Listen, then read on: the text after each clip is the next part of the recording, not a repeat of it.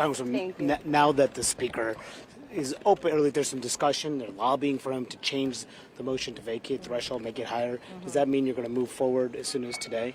Mike Johnson owes our entire conference a meeting, and if he wants to change the motion to vacate, he needs to come before the Republican conference that elected him and tell us of his intentions and tell us what this rule change to the motion to vacate is going to be.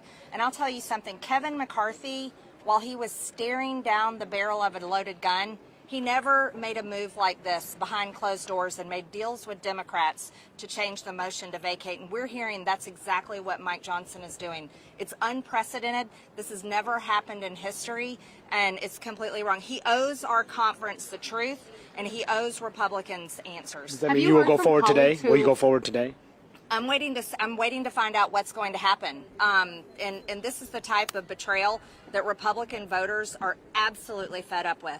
You know, he really crossed the line with most Republicans across the country with what he did on the FISA vote last week, being the final deciding vote against warrants and then passing FISA. And now he's moving forward, making funding to Ukraine, $60 billion to Ukraine, his top priority, the most important thing he can do in a speakership. And he's willing to work with Democrats to make that deal and get that done and change the motion to vacate to do it. Have you heard from other colleagues who say that this potential action could put them more in your camp of wanting to motion to vacate sooner rather than later? Absolutely. Can you name Absolutely. some people? Again, I've told you guys I will not speak for my colleagues. That would be extremely disrespectful for me to do. It's up to them to come forward and say it.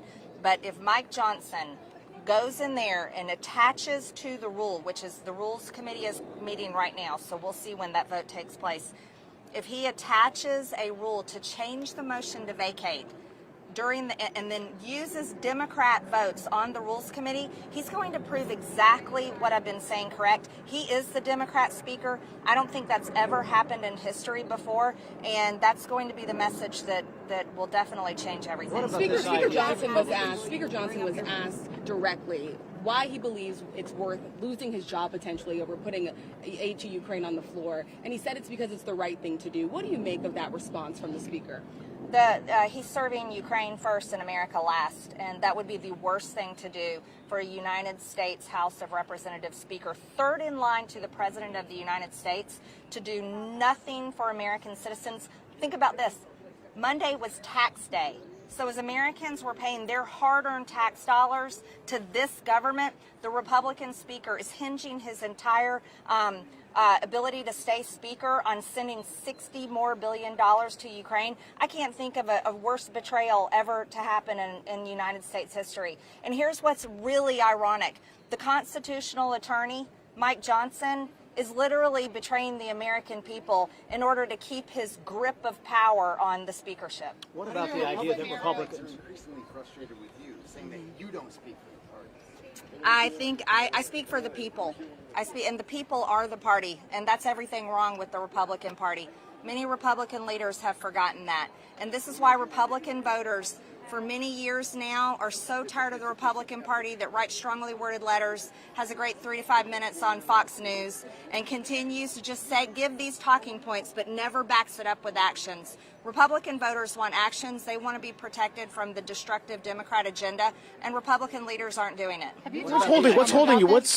Have you talked with Trump about this since Friday when he met with the speaker and he said, I stand with him? I'm not going to be disclosing my conversations with President Trump. I think President Trump made it clear when he said, we'll see what happens. So what's holding you back from moving forward right now, given that all your objections you've been raising and the possibility of this motion to vacate being raised?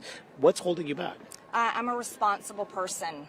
I've been a business owner and a successful business owner most of my life before I came to Congress. I'll say it again, I respect my conference and I respect my colleagues. I also want to do everything I can to project our majority and keep it next time. And so I'm not acting out of emotions or rash feelings or anger. I'm doing this the right way, and I'm allowing my conference to see exactly what I saw months ago. And I called it out in my Dear Colleague letter. We have to work as a conference, and when the Republican Party figures out how to be a team, then I'll argue the Republican Party will finally learn to govern. But does this guys, after a while, every time we turn around, we have another threat that you're going to maybe do this or something? I'm going to tell you, you need to talk to me.